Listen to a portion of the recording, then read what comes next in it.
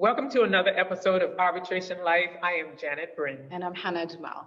So as usual, I'm doing some browsing, trying to find out what's going on in the world, sort of relative to what we'll be talking about today, maybe just a little bit. So I came across this article on BBC stating, the woman leading a huge investment drive in North Wales insists there is no better time to approach investors. Apparently, there's a North Wales growth deal that was signed last month by all 6 local authorities, higher education sectors, and business leaders.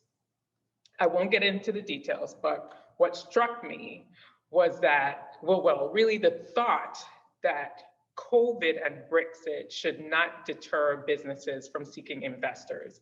But on the contrary, since COVID, arbitration articles have been talking about restrictions on foreign investments in strategic areas. Absolutely, that's very interesting. And yes, there are some restrictions indeed.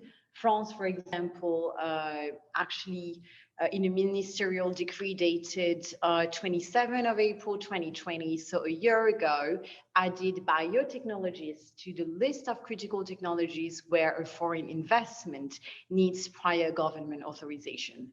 And this was at the time probably linked to the research on the COVID-19 vaccine. But let's talk about today's guest. Yeah. She is an investment manager and legal counsel at Omni Bridgeway, responsible for leading the company's investments in international arbitration matters and contributing to its commercial litigation funding efforts. Noted as a leader in her field among her many professional appointments, she is the current president of the board of directors of ArbitralWomen. In May 2019, she was elected to the Council of the AAA ICDR. In September 2019, she joined the Error Pledge Steering Committee. Please welcome Dana MacGrath. Hi, Dana. Welcome to Arbitration Life. How are you? Good. How are you? Very good, thank you. Pleasure to meet you. I wish I were with you in person, where you are. We'll get you to be very soon. Yeah, hopefully this year. So Dana, you are an investment manager and legal counsel at Omni Bridgeway, and you lead the company's investments in international arbitration matters. Could you please maybe explain for members of our audience who are not familiar with what third-party funding is or arbitration financing? And also, could you please describe your role as a third-party funder in an arbitration? Yes, I'd be happy to. So at a high level, third-party funding or arbitration financing is non-recourse funding that is typically used to pay for legal fees and costs of an arbitration. And by non-recourse, that means that the third party only receives a return if the case is successful. It's not a loan, it's non-recourse. The funding is primarily used for affirmative claims for money damages. There's a distinction between single case funding and portfolio funding. Single case funding is for a specific case, and portfolio funding covers a collection of cases. And that can be for either a specific client that has a number of cases or for a law firm that is handling a number of cases. Now, with respect to my role as a third-party funder in arbitration, and this is somewhat specific to my role at Omni Bridgeway because different funders work differently and allocate the tasks differently. So I'll tell you what I do at Omni Bridgeway. I'm sort of what they call a full service investment manager and legal counsel, which means that I'm responsible for a variety of roles. So one of those roles is origination of business, which means seeking out potential funding deals and performing the initial case assessment of those potential cases, and deciding what economic metrics or pricing terms to propose for the funding of that matter. Another task that is within my purview is the underwriting, what's referred to as underwriting, or in layman's terms, the sort of case assessment of the merits of the case. So if a case is progressing to term sheet and we've agreed on financial terms, then we go into a due diligence period. And I am the one at Omni Bridgeway who does the due diligence on the cases that I am handling. I don't outsource that to someone else in my company or to an outside law firm. But that's particular to my role at Omni Bridgeway. Other funders sometimes handle these roles separately or outsource some of these roles. We sort of call it a continuity of care approach at Omni. So I do both the origination and then the underwriting or diligence of the case. And then once that is done, I present the case, strengths and weaknesses, the whole gambit, to our investment committee, which decides on whether the case will be approved for funding. And if the case is approved for funding, then I am the person who monitors the case or the arbitration as it proceeds. We don't, at Omni Bridgeway, as a funder, control the case in any way. Once we deploy the money, and it's deployed pursuant to the terms agreed. So sometimes it's deployed, in tranches. Sometimes it's deployed monthly to cover monthly fees of the lawyers. It's, all of these things are negotiable.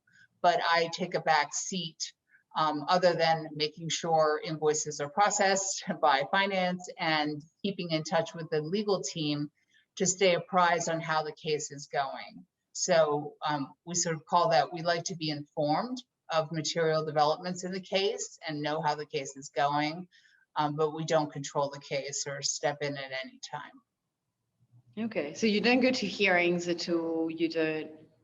No. Okay. Thank you. I did that for 20 years. I don't go exactly, and to follow up on that, actually. Yeah. So before joining Omni Bridgeway, nights to others. Sorry. I leave those sleepless nights to others now. Oh. So I wanted to ask you, before joining Omni Bridgeway, you were a partner at Sidley Austin, is it? Yes. What advice would you give to private practice arbitration practitioners who are curious about third-party funding? Sure. Well, I think this is an important question because with the economic downturn during the pandemic, it's really prompted a lot of clients and law firms who were previously not that interested in third-party funding to reach out to learn more about both litigation finance and arbitration finance as a resource for either their clients or themselves. And so there are a couple of things that I would highlight that either lawyers at firms or clients should have in mind when they are thinking about seeking third-party financing and choosing a funder. So the first one I think is you want to think long-term. Everybody sort of underestimates the lifespan of a case, especially a litigation case, but even an arbitration case, as we know. So you want to choose a funder that has adequate capital on hand ready to be deployed, as opposed to a funder that is going to raise the capital after the fact or concurrent with. So you want a very adequately capitalized funder. So that's a well-established funder. A funder who is likely to be around in the future. So that has to do with, how established in the space is the funder. And so you want to get a sense of how long they've been in business and, what's their track record, what's their recognition in the funding space, what's their reputation, so that you know that you're partnering with the right partner, so to speak. Another thing that I think is important is the compatible working relationship. And maybe this is, something I'm most sensitive to, given that I play multiple roles on any case that I handle with a firm or for a client. So it's really important to develop a positive working relationship and a collaborative dynamic with the legal team and the client. So, and that is something that we invest a lot of time and energy in, and I do personally. And finally, I think it's important to choose a funder that has some enforcement capabilities, because ultimately an award is only an award.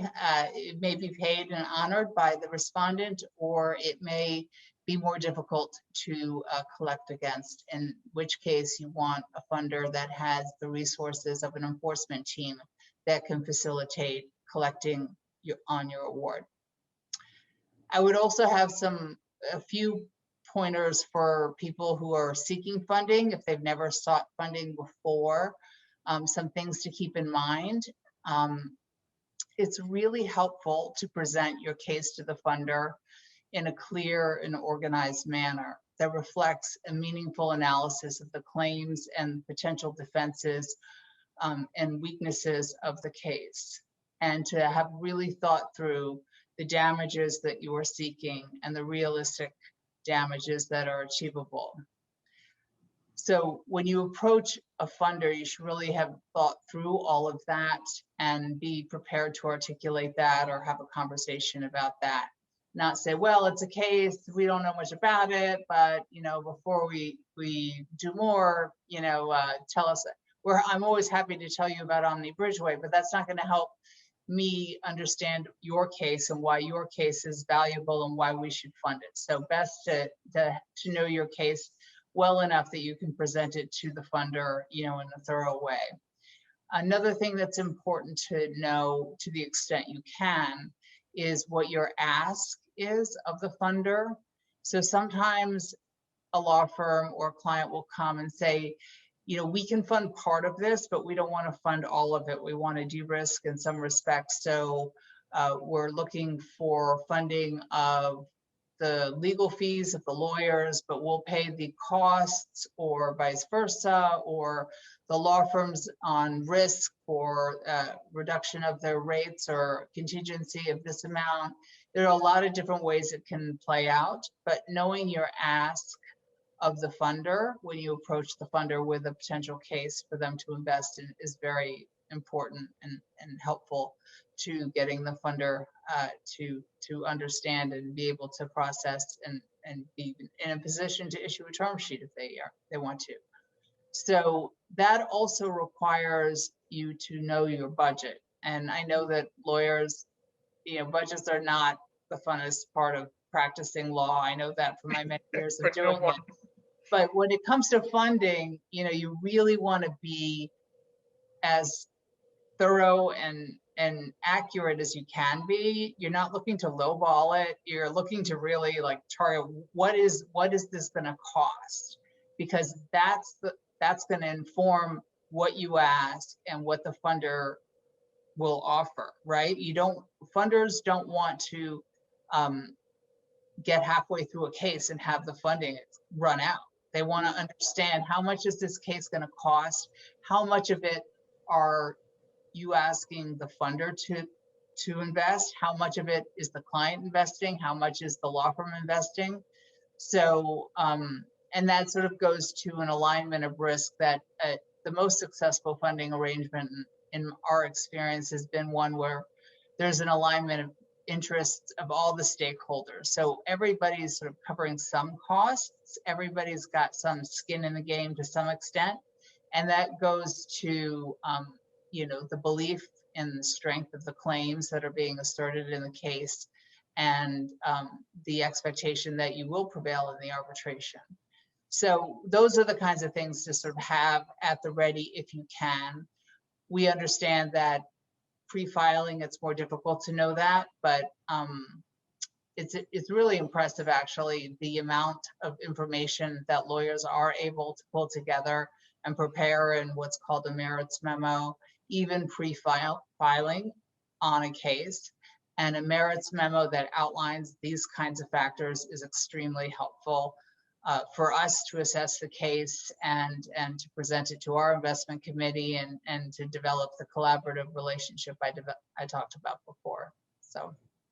Thank you so much. This is very interesting and extremely helpful. I think Read on funding. So you are the current president of the board of directors of ArbitralWomen. Could you please tell us more about this amazing role and what is your greatest achievement in this organization? Okay, so for those of you who have not heard of ArbitralWomen, that saddens me, but I will tell you what ArbitralWomen is.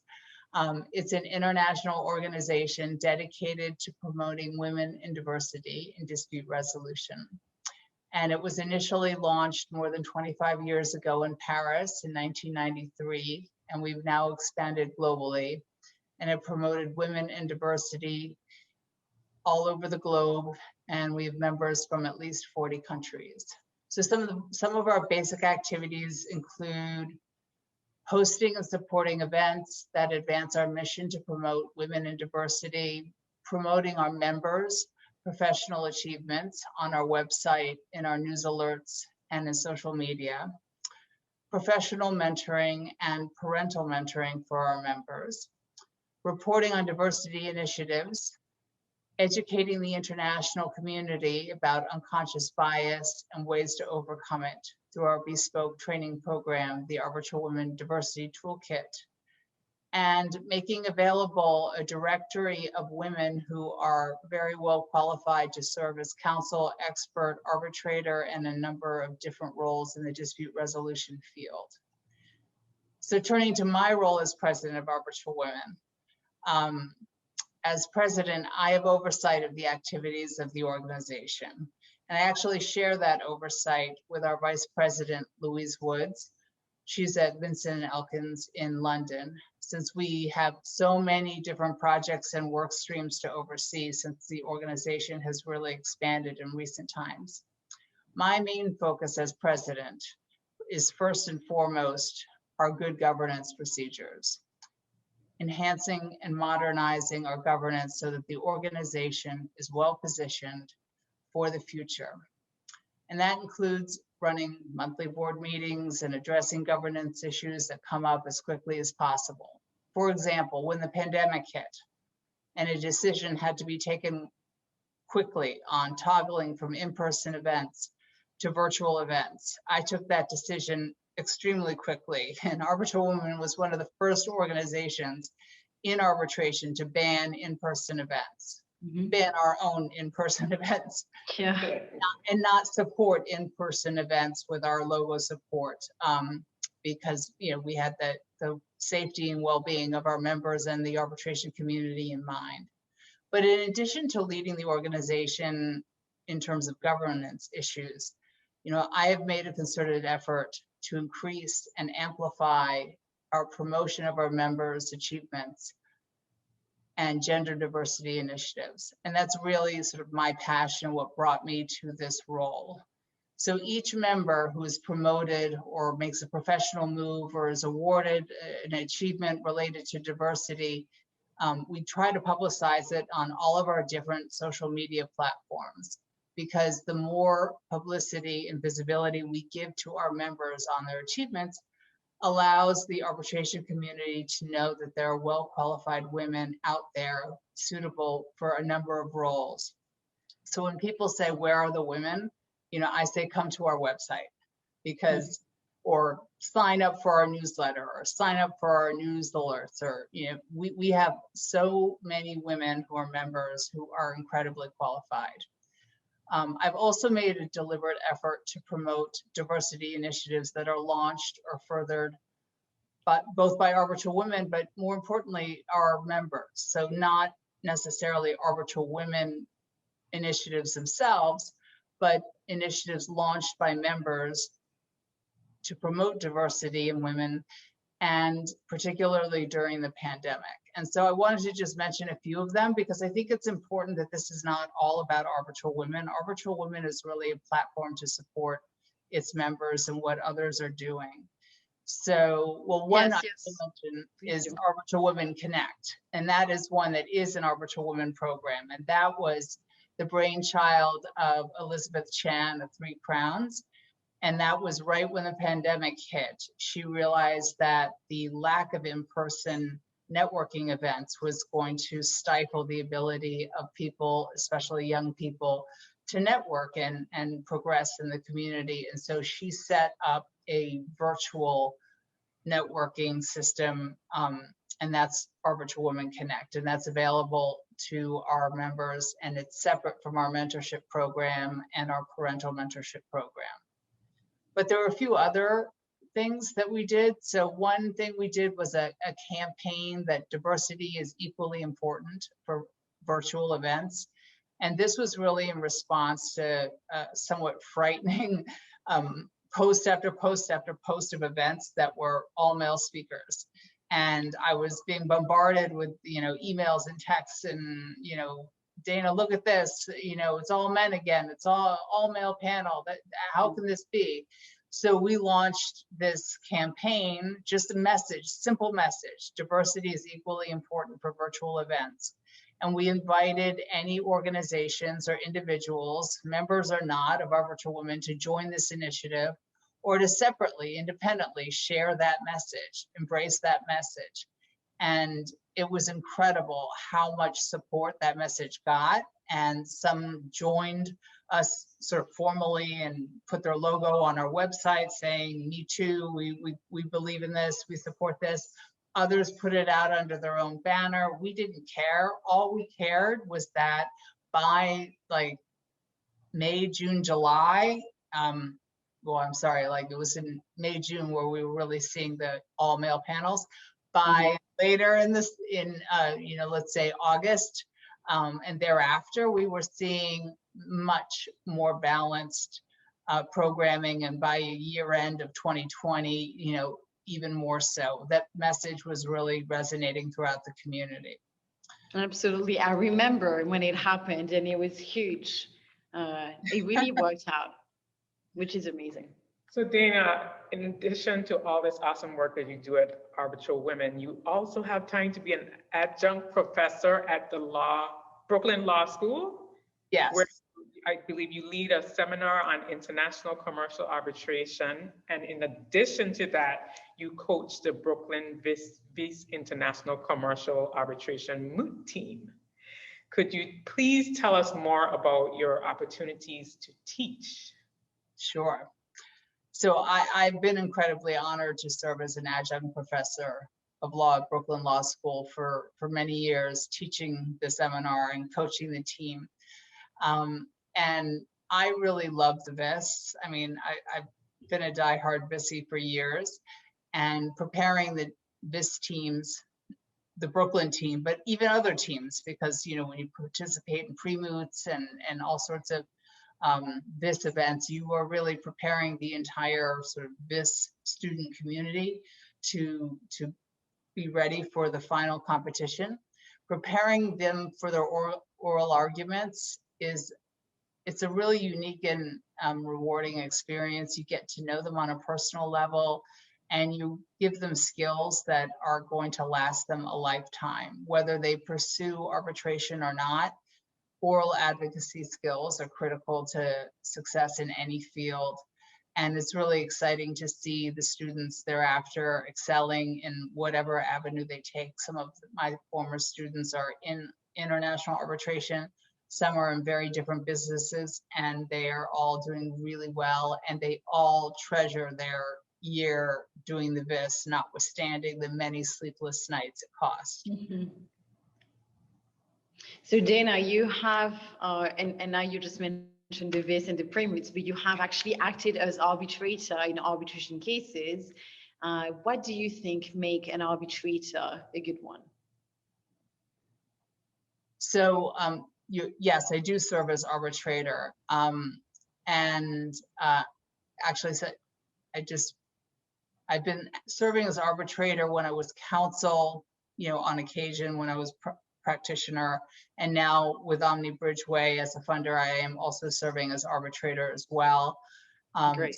So I have a couple, my view of what makes a good arbitrator is sort of informed from my different perspectives of having been counsel, increasingly serving as arbitrator, and also as a third party funder. So I think that the key strengths of any arbitrator include the ability to interact collegially with the co-arbitrators and counsel. That's really, really important. And to do that while commanding respect and cooperation of everyone involved.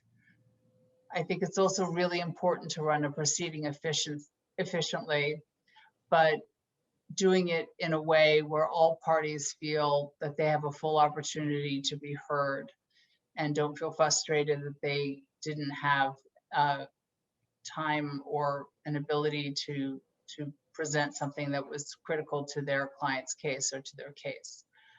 I think it's also really important to have an ability to write clear procedural orders, decisions, and awards. We all know how important it is to write a clear award because we read them. They're, not all of them are published, but enough are. But I can't emphasize enough that there are many other aspects of arbitration where clear writing is paramount to understanding and the success of the case. So I think clear writing is important. And I think another important aspect of being a good arbitrator is an ability to learn from your mistakes.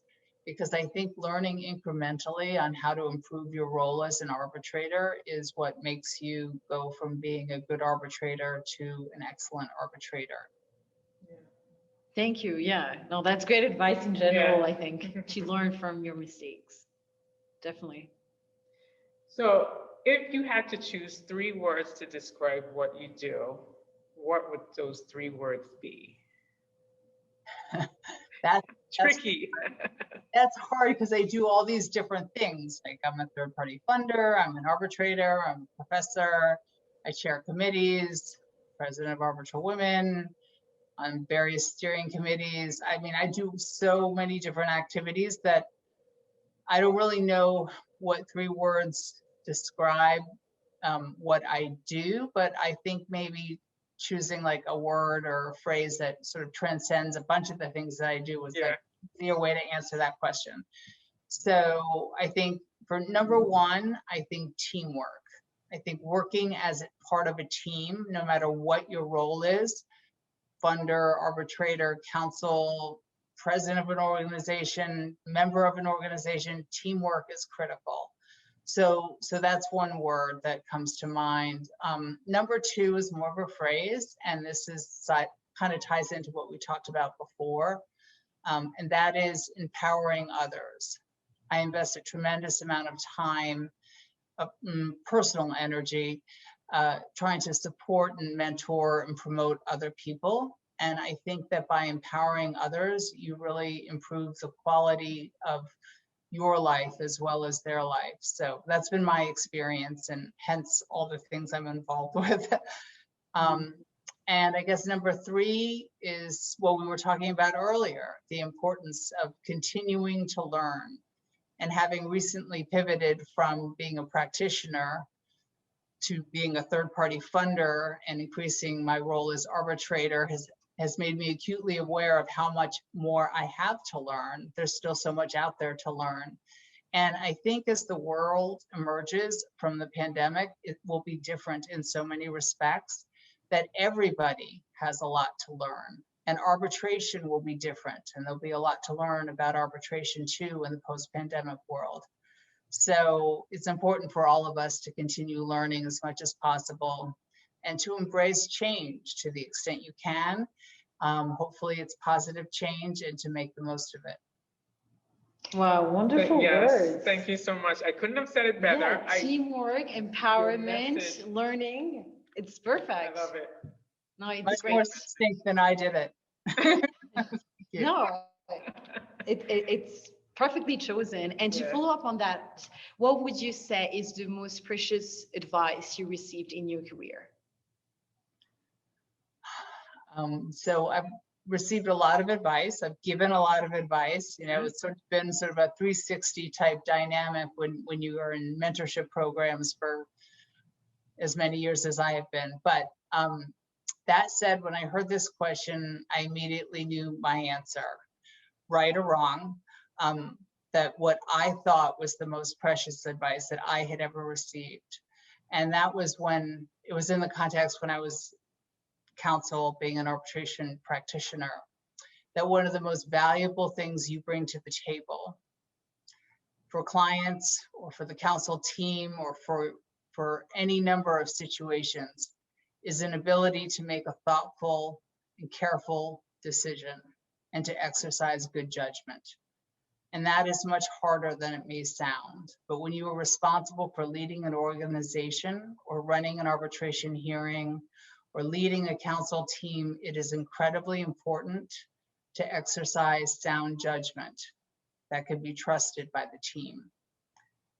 And I heard that years ago, and it has taken a long time for me to understand sort of how deep that advice goes. And so I take this opportunity to pass it on. Thank you for this. Yeah. So if you had not studied law, what might have been, your alternative to a career?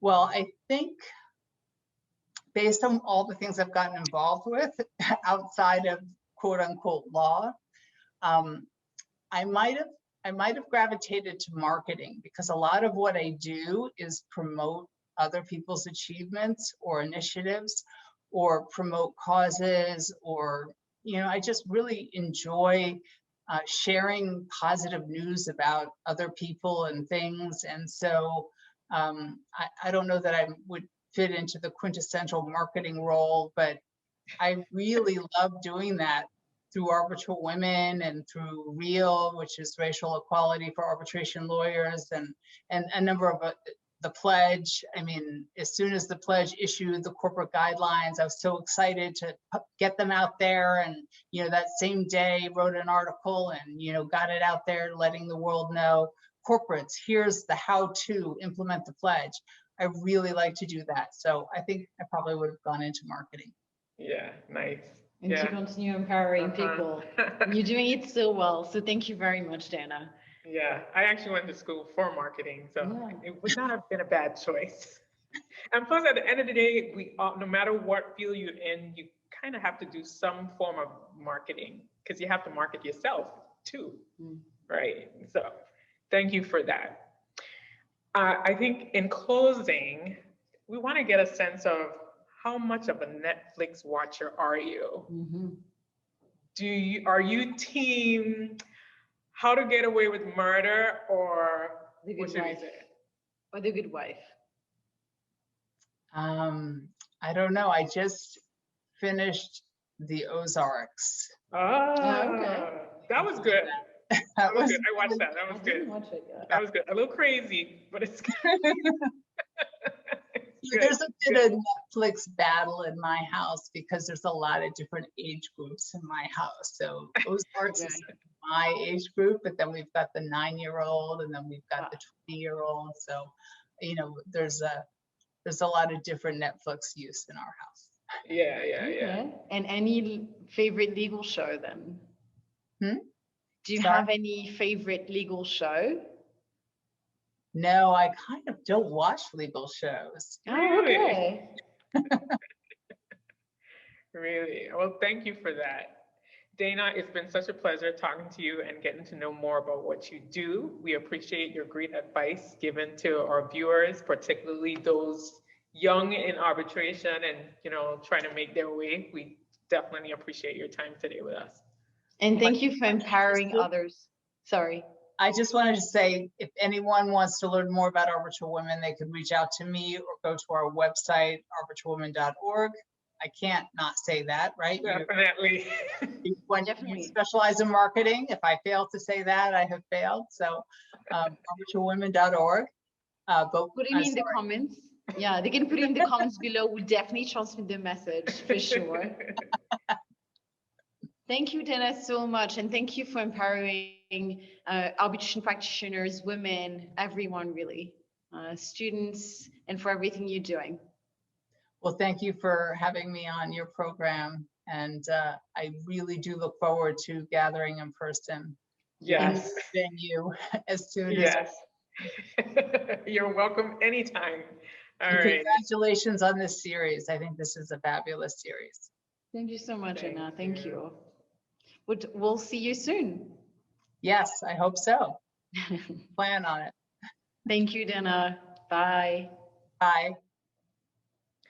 So I just want to thank Dana one more time for taking the time out of her busy schedule to join us here on Arbitration Life. Absolutely. And I do hope that you enjoyed our conversation as much as we did today. We are so grateful to Dana for joining us today. For more Arbitration Life, please be sure to hit the subscribe button and to follow us on Instagram, Facebook, Twitter, and LinkedIn at Arbitration Life.